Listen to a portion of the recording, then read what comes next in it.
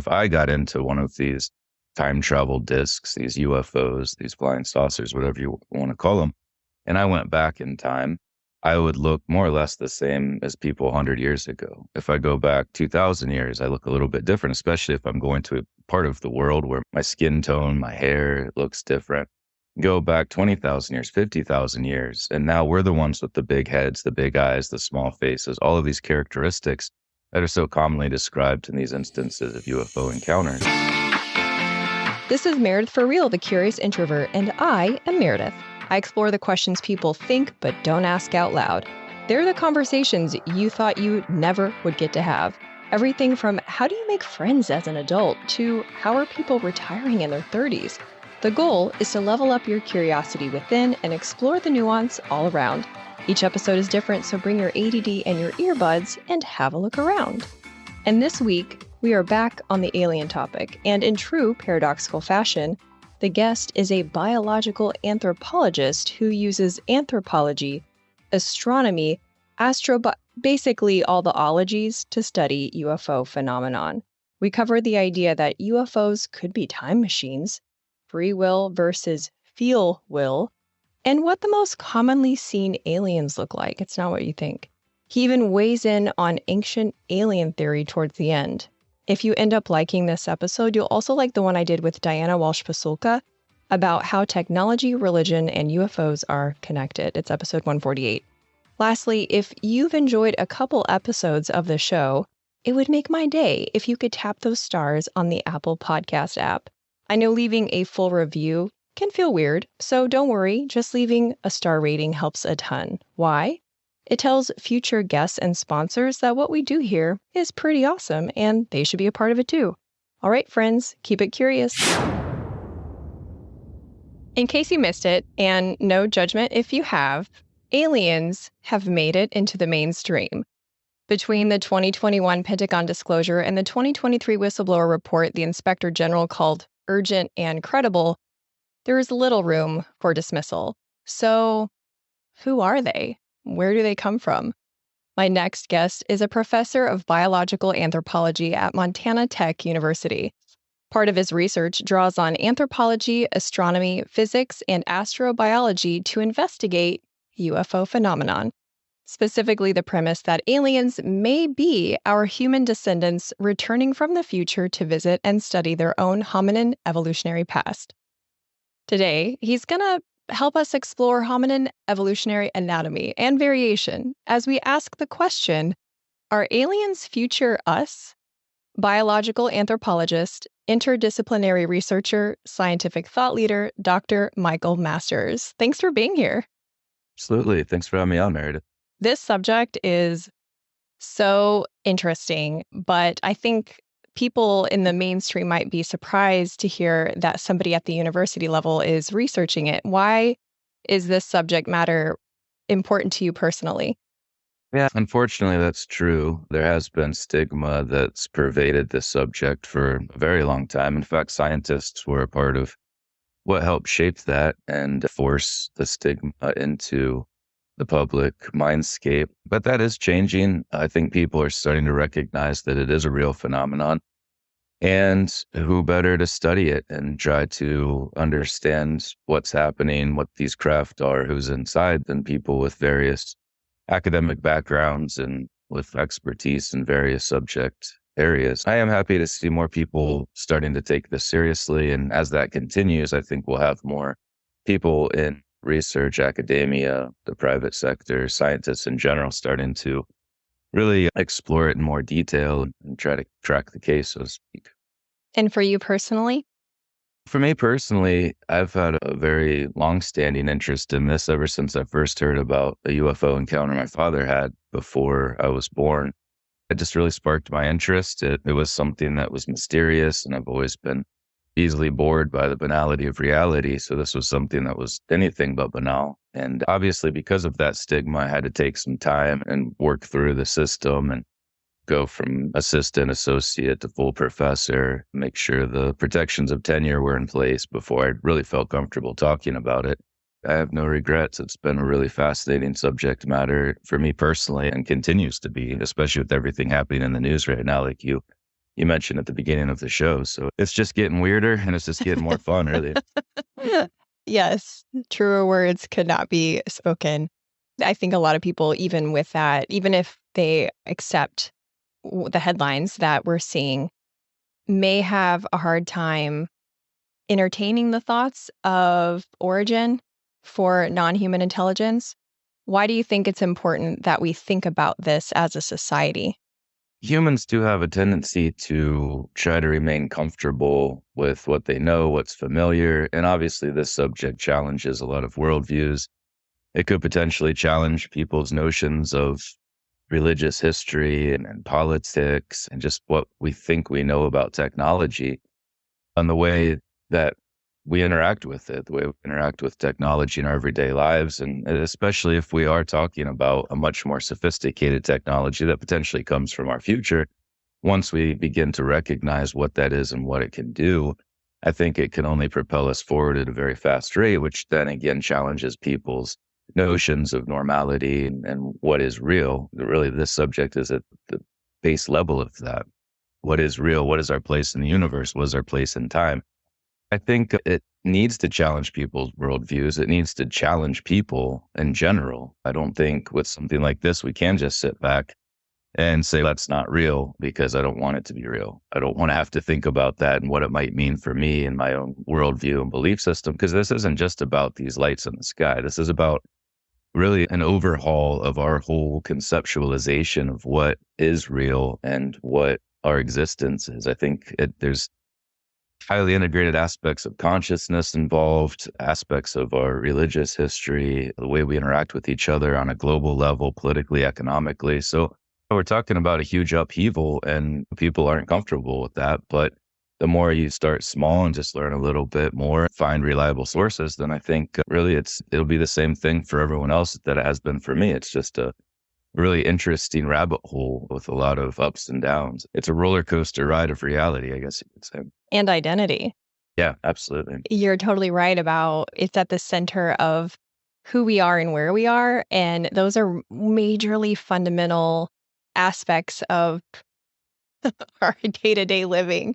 And Yeah. you talk about rabbit holes, that's basically the chronic state of my mind. And so the rabbit hole that I go down when I think about the ideas of identity and location and origin, I think about, oh my gosh, some parents are still having a hard time explaining sexual orientation to their kids. And now there's the idea of the gender identity aspect of it too, which parents are having a hard time with, a lot of them. And now, can you imagine parents like trying to explain as they yet don't even understand themselves?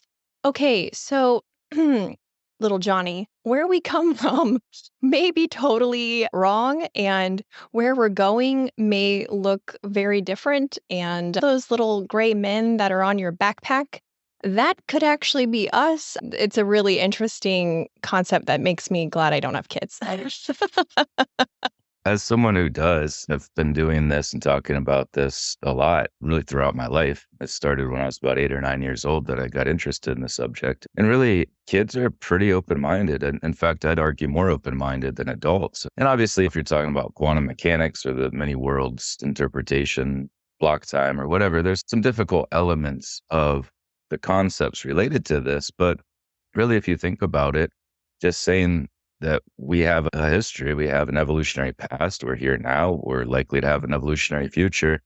There's people there. There's people on this planet in that future, the same way that there were people in the same space in the past. We don't see them because they exist in the past, but there will be people in the future. And if they have the ability to travel through time, we would expect to see them. You know, it obviously challenges worldviews, especially when it comes to causality and perceived paradoxes related to time travel that really aren't an issue in the way people conceptualize them. But I don't know. I think kids, my kids at least, it's purely anecdote to talk about them. And they've been around it more than most, obviously. But yeah, they soaked it up and made sense. It makes a lot of sense. A lot of people just innately assume that there's these craft coming from the sky. They must be from the stars, that they're extraterrestrial. And there's a lot of problems with that I lay out in my first book, and to some extent the second. If we start looking at other explanations, this one just makes sense. And a lot of people are coming around to that they could just simply be our evolutionary descendants. When you talk about how people have conceptualized aliens as from another galaxy and how that could possibly not be correct, that was a new thought for me. Because when I think about time travel as it relates to non-human intelligence, or I guess I can't even call them that. Okay, hold on. I got to ask this other. It's the new buzzword. It's the new Yeah, buzzword. I We got asked. past extraterrestrial finally, but now it's non-human, I but know. they might be human. Another fellow exploring this, Darren King, exo-academian is his sort of handle, but he started calling them neo-humans or some version of that. But yeah, I think we shouldn't just throw labels around. I try to use more ambiguous ones like visitors, travelers, things like that. But the lexicon's important, and it's good that you sort of recognize that and cross-checked, because I think we all need to with whatever term we choose. I'm guilty of that as well. It was such a foreign concept before, something that seemed very sci-fi and fiction. And so calling them aliens, it just fit because it's not real anyway. For me, I can only speak for me.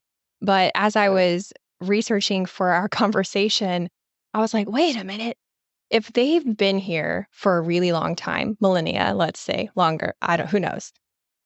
Then wait a minute, that's not even accurate to call them aliens. They're really more like neighbors because they belong here just like us. That's a good way of thinking of it, sort of temporal neighbors. Interdimensional, perhaps, definitely intertemporal, I would argue. And yeah, that's a good point. If you do have the ability to travel backward in time, we're talking about people in our past who have a more limited understanding of things like material science and physics and astrobiology, astronomy. So we could have the same people in the same ships who are perceived and interpreted in highly different ways simply because of the technological level of sophistication that people in the past have. And yeah, an analogy I like to make is if I got into one of these time travel discs, these UFOs, these flying saucers, whatever you want to call them, and I went back in time, I would look more or less the same as people 100 years ago. If I go back 2,000 years, I look a little bit different, especially if I'm going to a part of the world where my skin tone, my hair looks different. Go back 20,000 years, 50,000 years, and now we're the ones with the big heads, the big eyes, the small faces, all of these characteristics that are so commonly described in these instances of UFO encounters.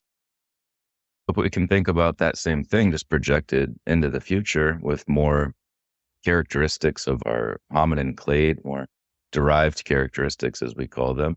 And yeah, the more sophisticated technology that we don't fully understand because it seemingly defies the laws of physics, we just don't comprehend what those are yet. But if we get to that point and we start using them, we'd expect to see exactly what we see, blipping in and out of our temporal reference frame. It's a very commonly described characteristic of these craft. They just appear and disappear, which is something we would expect of a time travel device. So there's a lot of ways of conceptualizing this, but even just starting from our own present and projecting that backwards, we can understand potentially what's going on with what is likely to be our future descendants. So back to the question I stumbled over earlier about where they come from, right? Is the aliens or future us theory proposing that they're coming from the future back to our timeline and their future is also Earth? I have no way of knowing that, but it's a good question. I would assume that Earth survives. We're obviously not making the best decisions with regard to the way we treat the planet.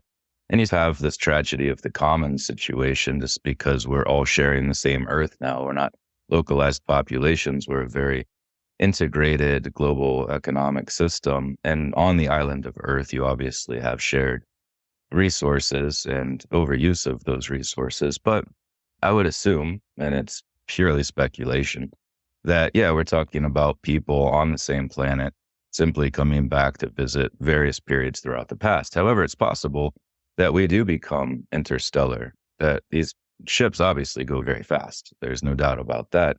So it's possible that we colonize other planets and maybe after a given period of time return to Earth in the past to visit from those planets. Possibly we colonized the moon or Mars. But regardless of where we live, I do think there's a lot of indications that it is us. But I certainly can't say where they're coming from specifically in that future, if they are in fact future human.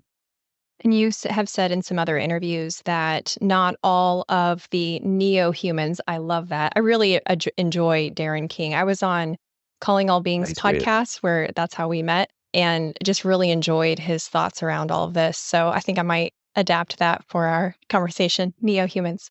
Yeah, I started using it as well. I think it's a great term. Me too. It's broad enough that it should last more than 2 weeks. We can't say that of all the other acronyms that have cooked up. That's true.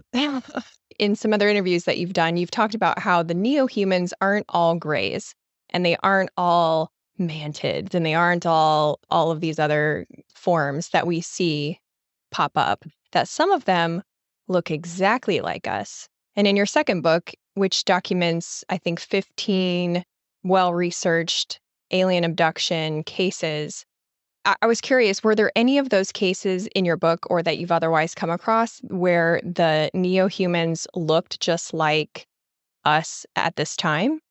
Yeah, absolutely. In fact, that was a mistake I made, or at least I didn't have access to the same information when I wrote my first book, because I was really looking at this in the context of long-term evolutionary trends and how those trends, if continued into the future, are likely to result in this archetypal gray alien, the cliche, stereotypical alien form with the big round head, the big eyes, the small face, lack of hair, a frail body, but still in possession of all of the same homologous characteristics that we have and that we share with other animals on this planet. For instance, tetrapods go back about 400 million years into the past, where you have 4 limbs. Within that, pentadactyly having 5 digits on each limb, and they're ubiquitously described with those same traits, having really just all of the same traits. I've said 100 times that if people are describing a spider type creature, some like squid spaghetti monster type thing coming out of these crabs, I never would have been interested in this in any capacity whatsoever.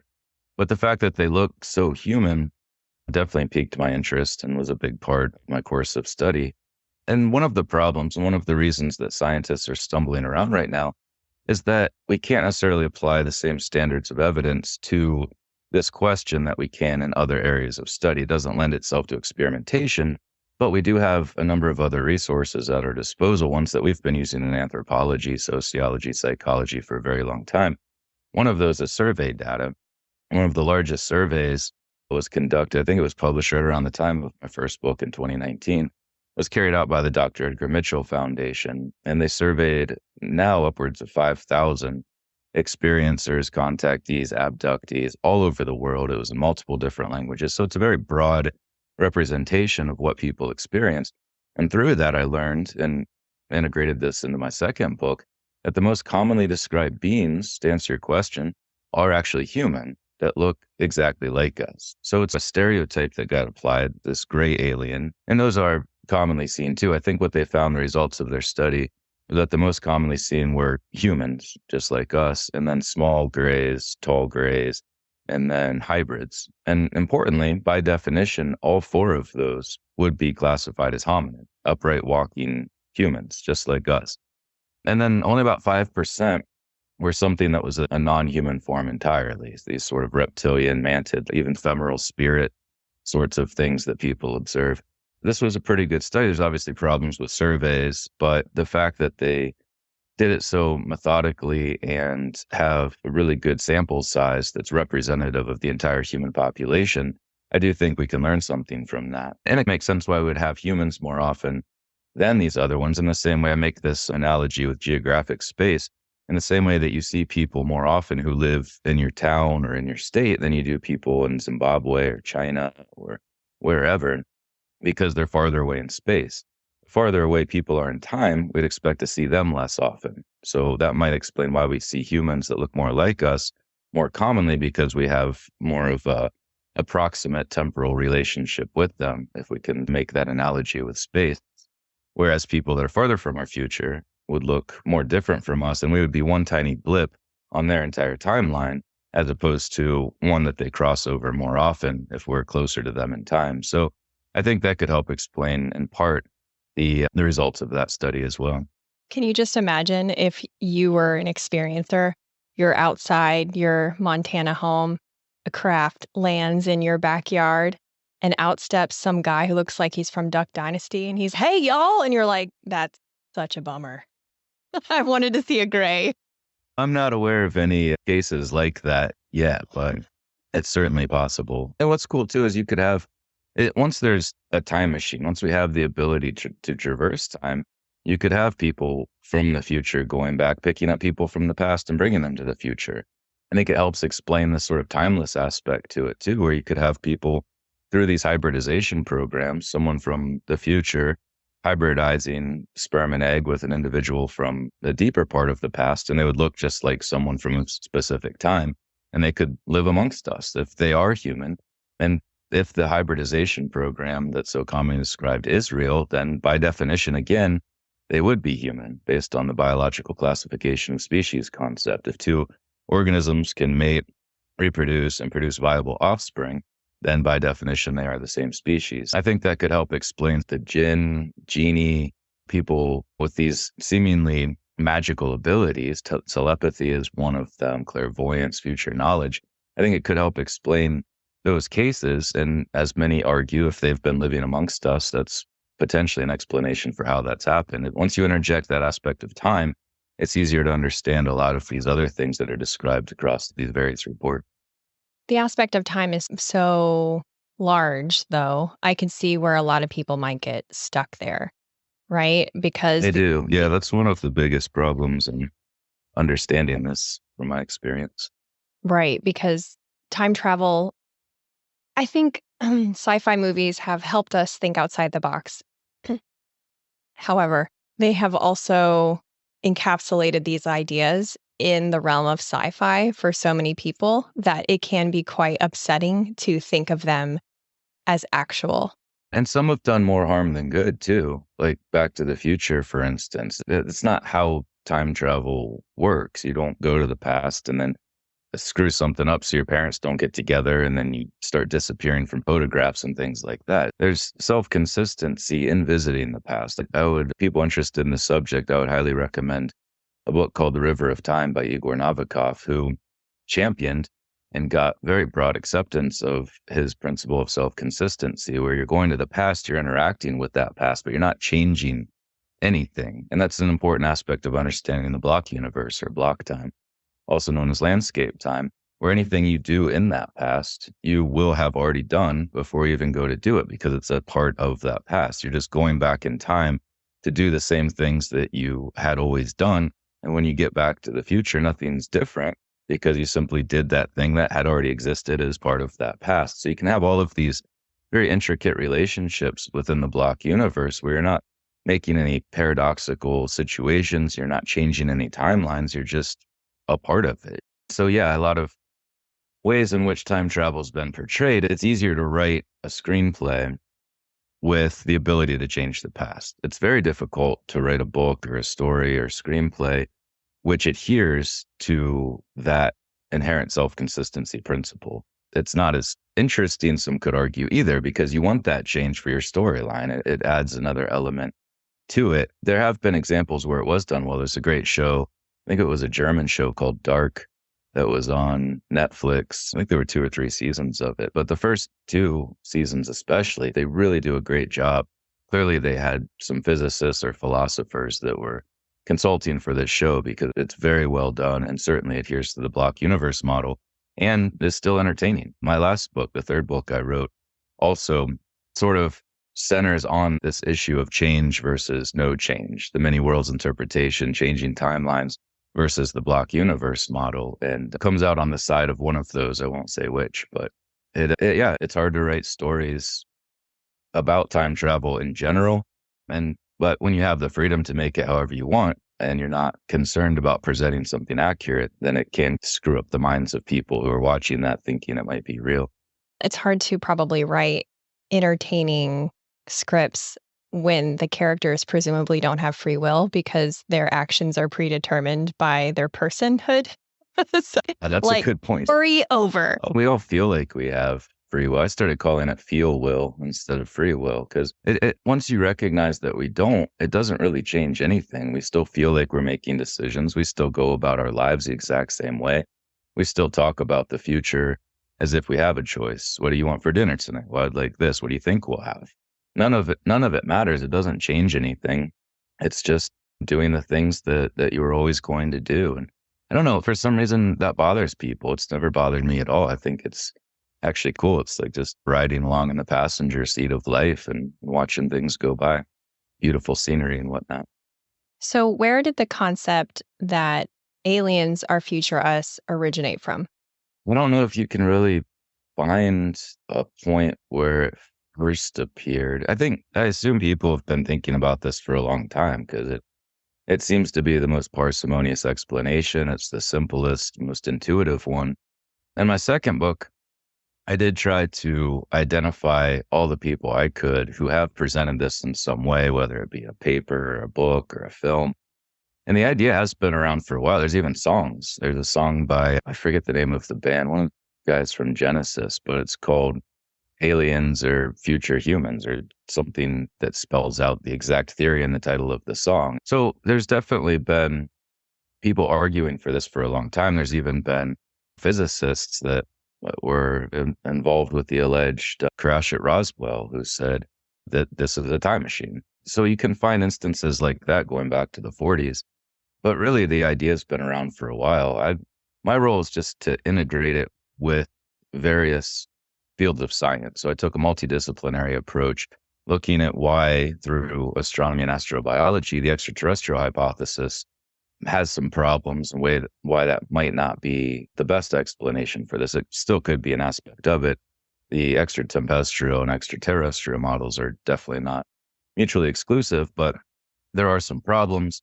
And then physics and philosophy, looking at time, how backward time travel might work, especially with regard to what we were talking about earlier with self-consistency in the block universe.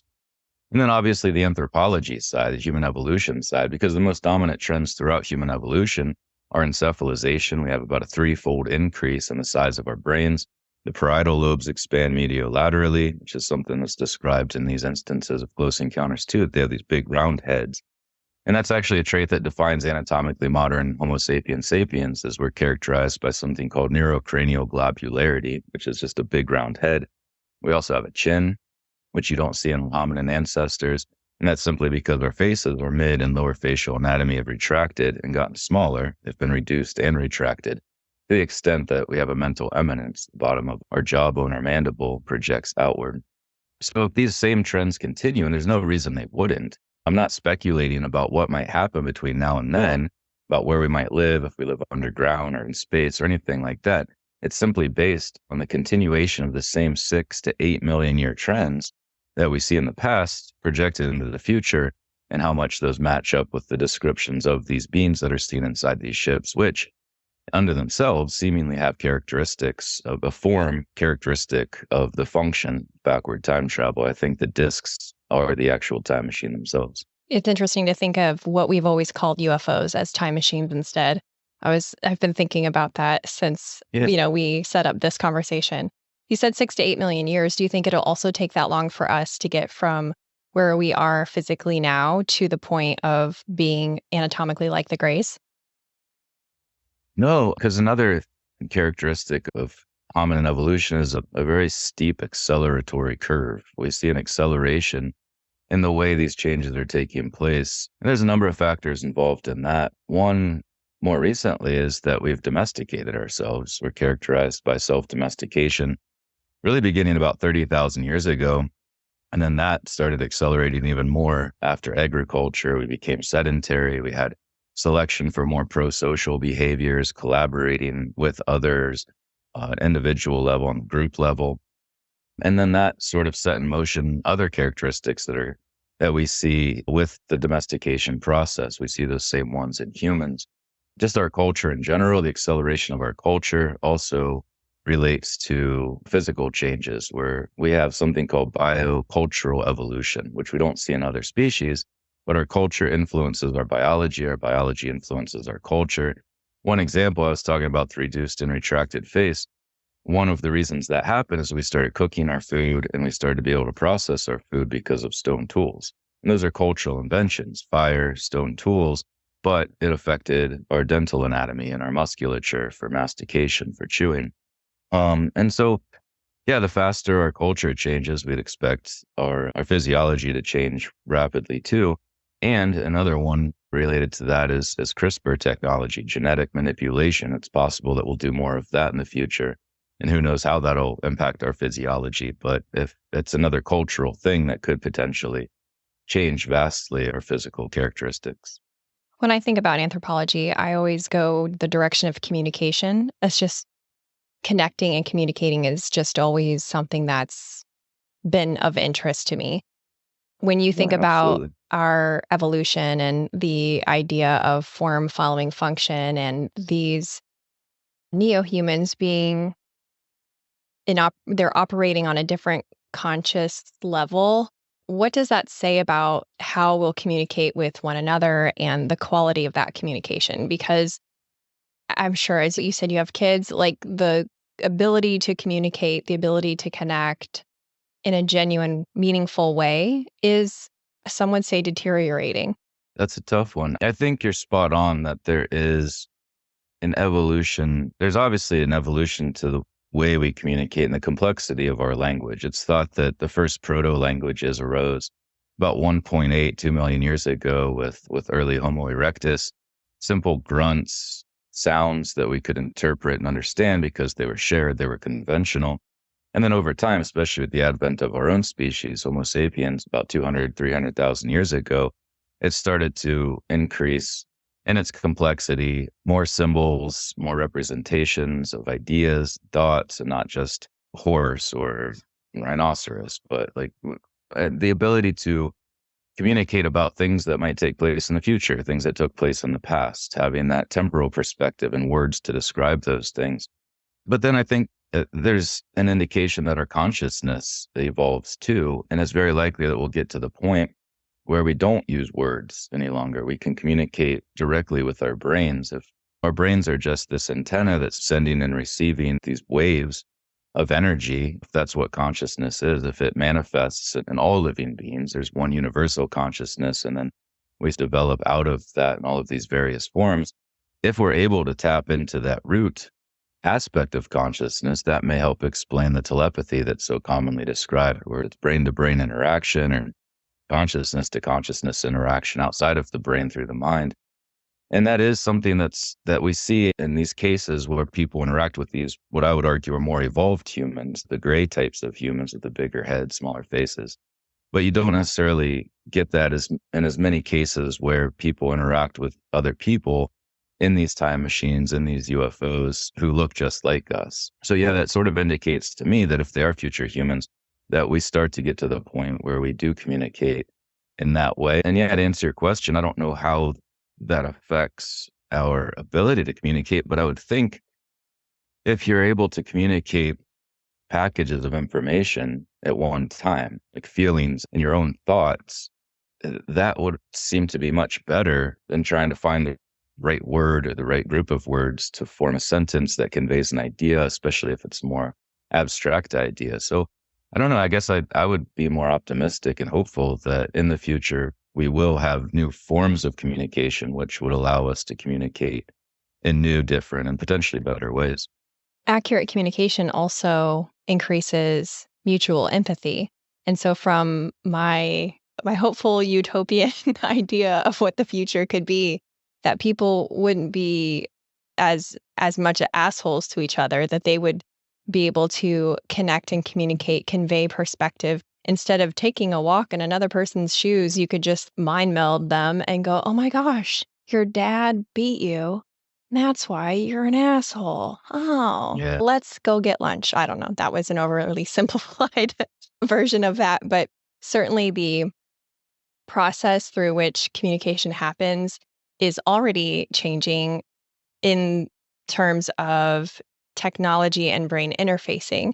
And some of the theories about how the crafts time machines are propelled is that it has some sort of skin on it that has a interface with the neo-human's consciousness, that they control it with their thoughts a little bit, which sounds far out there when you word it like that, but brain computer interfacing is happening right now. So I can see okay, we're on that path. Yeah, absolutely. There's a couple of things in there that I'd like to focus on. One of the things I did in my first book, especially, was show how many technological advances and devices we have now that are described in these instances of interaction with what is likely our future. For instance, there's an ejaculation machine that's commonly used in Japan to get sperm samples from men. And that's one of the most commonly described experiences that people have, that males have, is that this device is placed on their phallus and sperm is taken in almost every instance where a male is abducted that's described. So we can see these technological correlates, these things that are seemingly connecting our present with what is likely to be our future.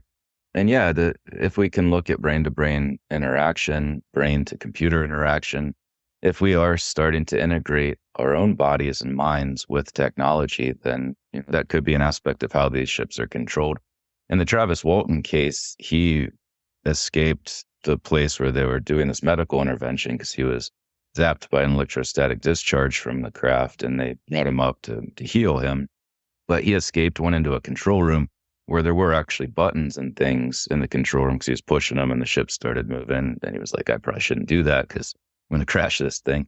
So it might be a temporal thing too, where in the future we do develop that relationship with technology more, that we can control things with our mind. But to your earlier comment, I certainly think that as our consciousness evolves, it does correlate with an evolution of empathy. And we can see that already looking at our past. It was only 60 plus years ago that we had Jim Crow laws, and slavery was only a couple hundred years ago. And 500 years ago with European colonialism, the atrocities that were perpetuated on people throughout the world in association with that, killing entire swaths of people, stealing their resources, stealing their land. And we can already see a general move in that direction. But I do get the sense too that the people in the future do have a deeper sense of empathy. And an oxymoron is a conflict because the things they're doing to us are arguably unethical. You mean robot rape? A lot of things, yeah. There are instances of interaction that could be classified as rape. Certainly touching people in their no-no squares and taking sperm and egg and fetuses. That's obviously not something that we would consider to be ethical today or in the future. But at the same time, looking into the eyes of these potentially neo-humans, people do have a deep sense of love and empathy. And with further interactions, another thing that was found from the Dr. Edgar Mitchell study is that 85% of people who interacted with the humans, the human-like beings, had a positive experience or somewhat neutral. Only, I think, 5% had a very negative experience as described. And another interesting thing that they found is that with continued contact, people not only had a more positive experience, but they longed for further interaction. And I think a big part of that is the love and empathy that's felt in these relationships, just a higher consciousness in general that tends to foster that. So I tend to be optimistic too in the future, for the future. And it seems like we're already moving in that direction.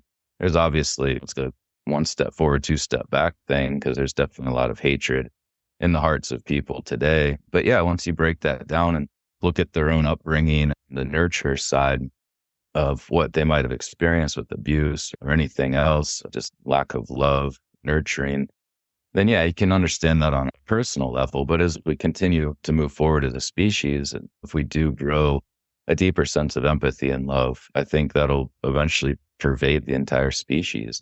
And those individual instances of neglect and abuse might be less common. I hope so. But I do want to come back to the robot rape because in Circle K, which I promise those two are connected. So just hang with me.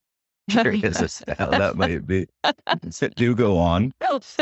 So I talked with Tim McMillan a while back. It was back in 2021. And he was talking about the ease at which beings would be here or not be here. Are they manned vehicles? Are they drones, etc.?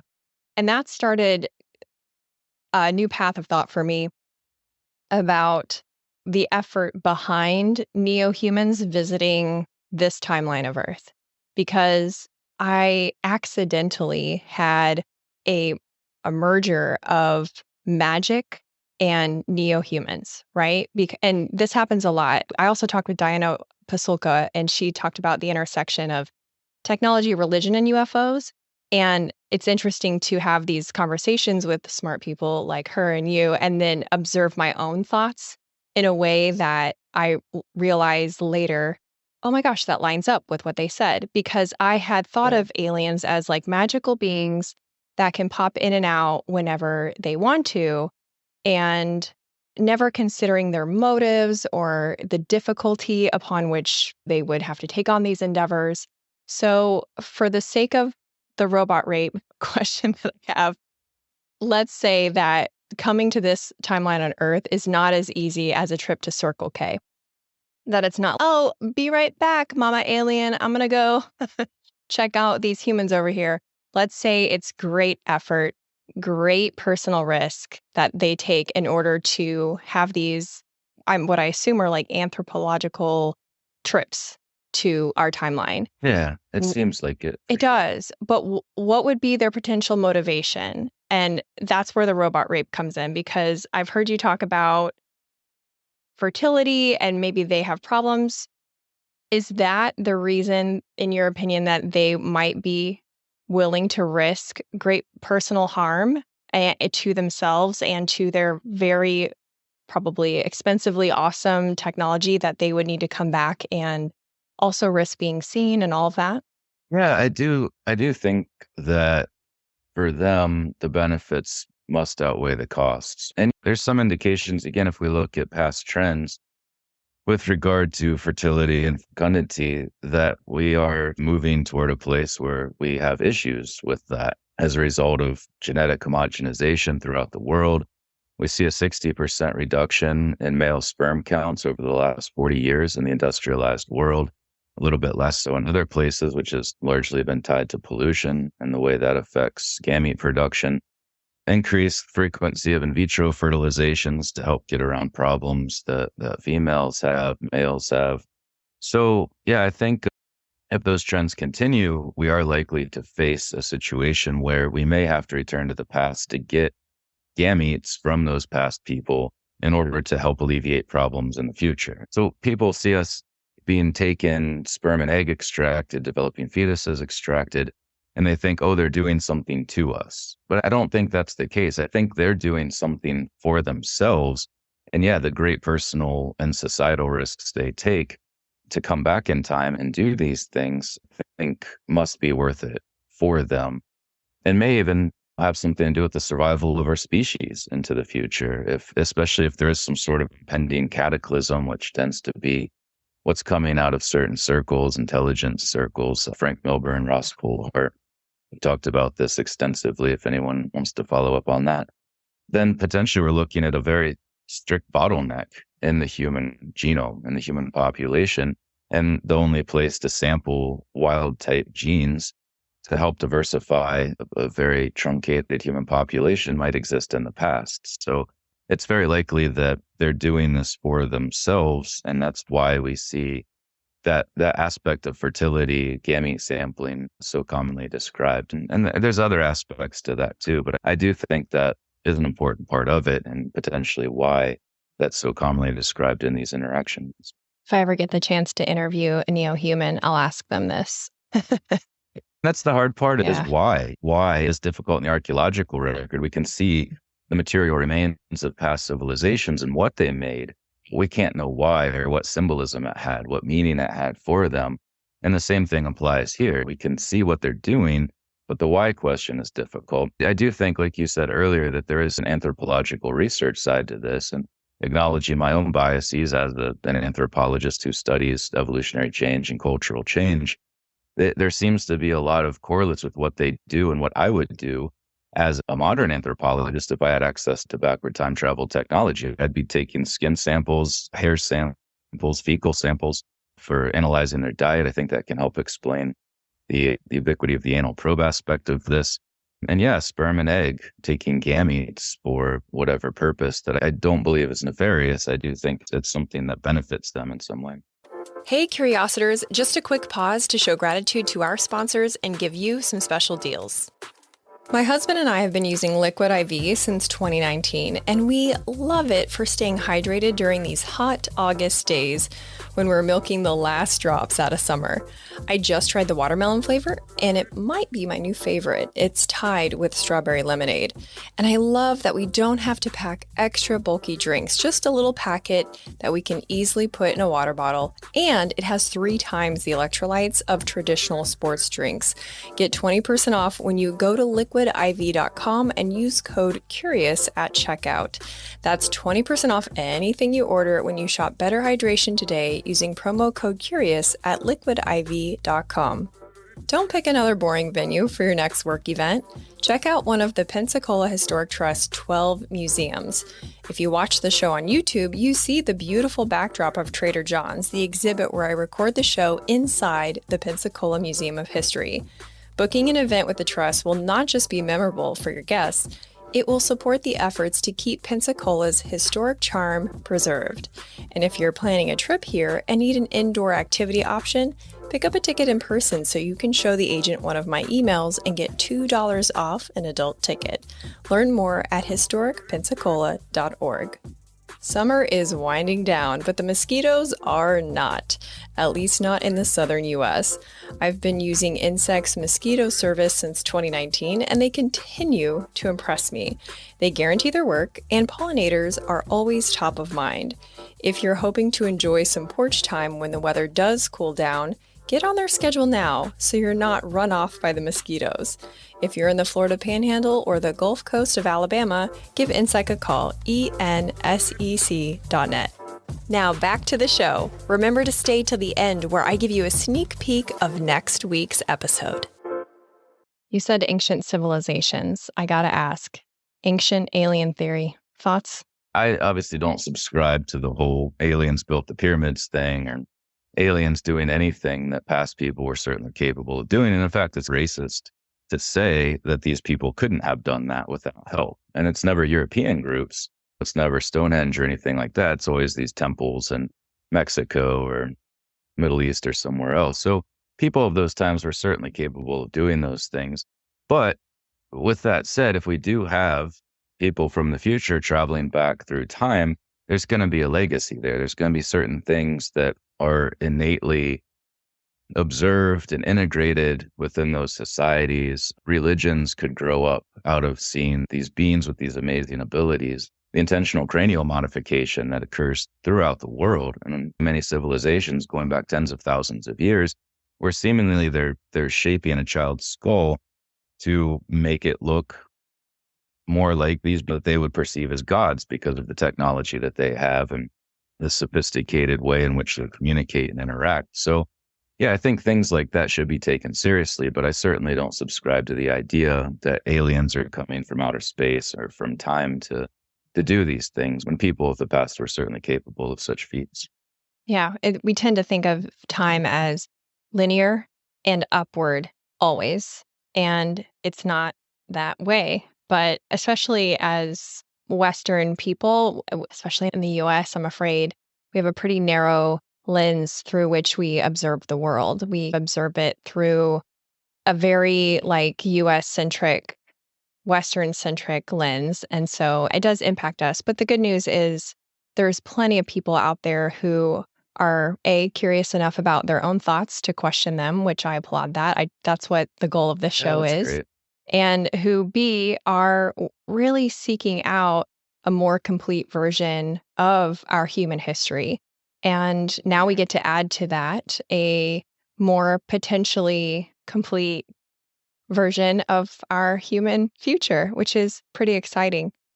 Earlier, you mentioned Roswell, and in David Grush's interview, he talked about a being that was alive being captured from that crash, and that the U.S. brought in a linguist to try to communicate with the being. I can only imagine you, not as a linguist, but you as an anthropologist.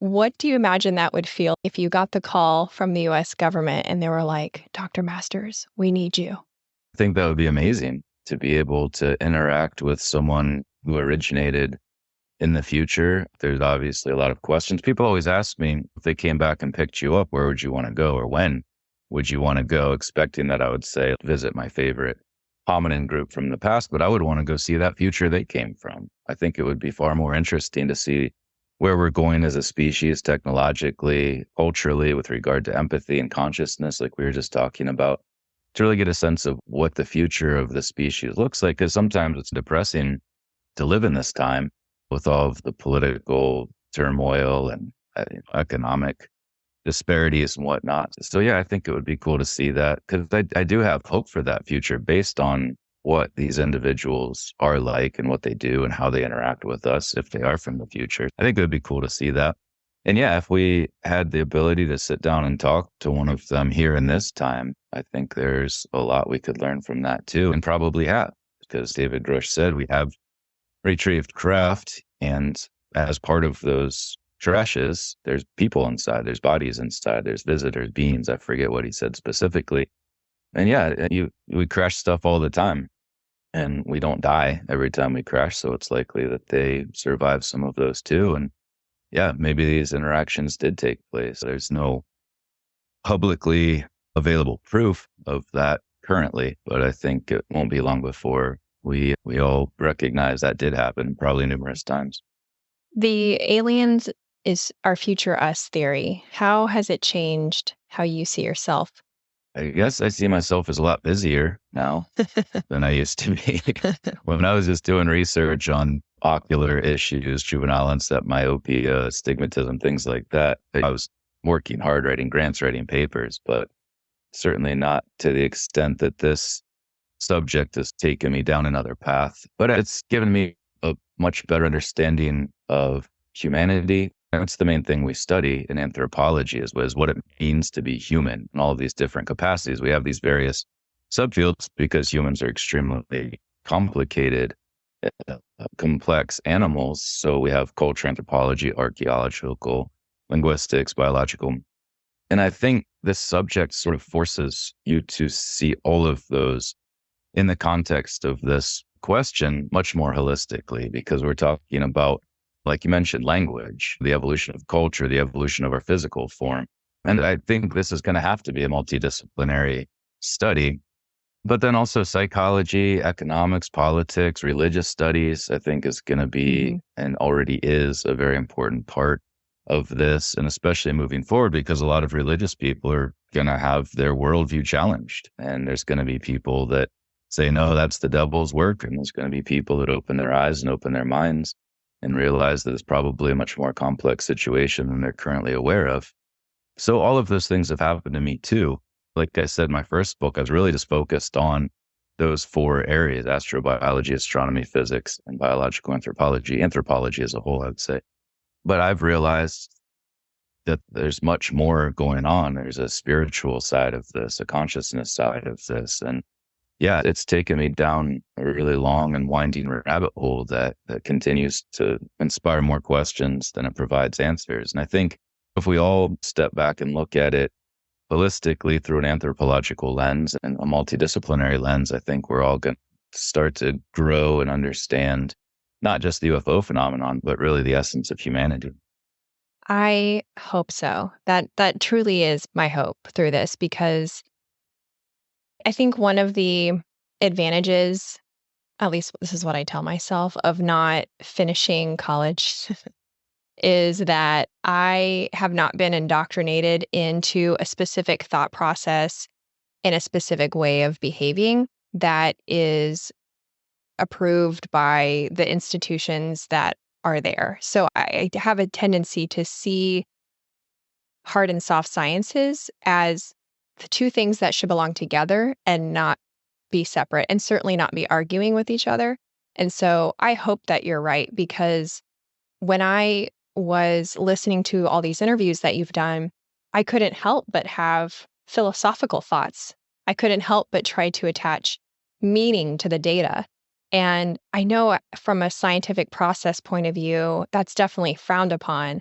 But I wonder what it will look like when philosophers, the Catholic Church, the biologists, anthropologists, astrobiologists, When they all come together, it'll be interesting to see how we as humans in those positions overcome ego for the purpose of true advancement instead of just patting ourselves on the back within our respective tribes. That's very well stated. And you're absolutely right. To revisit your previous question about how the study of this has changed me, I was raised as a strict materialist, reductionist, where we can only know what we have data and what we can study in experimental ways. And I think I was one class away from a graduate minor in statistics. I love statistics, and I loved how you can do this process of hypothesis testing but then, this subject doesn't lend itself to that. And so we have a lot of people in the academic community, especially in the hard sciences, who have always thought of themselves as superior to start with, not realizing that there are a lot of things that we can learn and only learn through taking a soft sciences approach, and especially in anthropology, because we can't do experiments on humans. So we have to draw from other resources in order to be able to understand our own species, and that lends itself well to the study of the UFO phenomenon. So it's broadened my perspective, the way I approach science. And I think if we continue to beat that dead horse and live in this purely reductionist, materialistic world, they're part of the problem. They're not doing their jobs as scientists when they just say, well, this can't be real, so I'm not going to study it. I'm not even going to take the time because my scientific background pervades my ability to even look at this as a serious subject. You do that all the time. I won't name names, but there are a lot of very loud people out there who are missing the boat entirely because they're stuck in that mindset, which is arguably an aspect of certain fields of study within the academic structure. I would recommend Jeffrey Kripal's books to anyone who wants to explore that a little bit more. He does a great job, especially in the flip, the supernatural, really showing just the value of the humanities and the soft sciences and how much we can really learn, not just about the UFO phenomenon, but near-death experiences, consciousness, all of these other aspects of our reality that are seen as the paranormal outside of the normal, but are very much a part of our reality. And there's a lot of overlap with the UFO phenomenon. And he does a great job exploring those. You've given us so much to think about. I've really enjoyed this chat, and I know how busy you are, so I really appreciate you taking time to share this with my audience because they are curious, and it's really fun to talk with people who have that, what before we've seen as a contrast of worlds, the academic and the paranormal, if you will. As we wrap, can you tell people where they can find your books and how they can connect with you at the MUFON conference? The books are available obviously on Amazon and Abe Books or wherever people shop for books. But obviously, it's always better to go to your local bookstore and help support the brick and mortar businesses that are seeing a bit of a resurgence lately, which is great.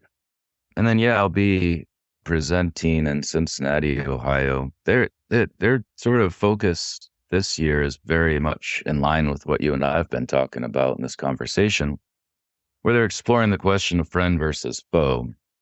What's the intent? What can we learn potentially about the intent of these visitors based on their potential origins and what they're seen doing? So I'll be exploring some of those questions in a talk on Saturday, I think August 26th, whatever that Saturday is at the end of August, and then in a panel on Sunday the next day.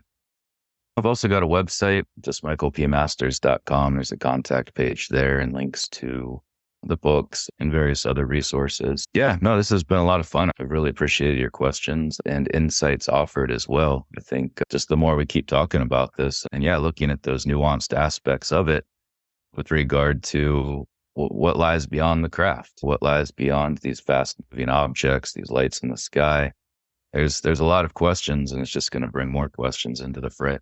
Absolutely. Questions answered with more questions is what we do here. So thank you again. Thanks for listening. If you liked this episode, you'll also like the one I did with Diana Walsh Pasulka about how technology, religion, and UFOs are connected. It's episode 148. And since you made it this far, Now's a great time to take a screenshot and share about the episode on social media. Be sure to tag me. I'm at Meredith for Real. Stay tuned next week when I talk with a Midwestern mom who is taking a midlife gap year as we ask the question, is taking a break from work an option?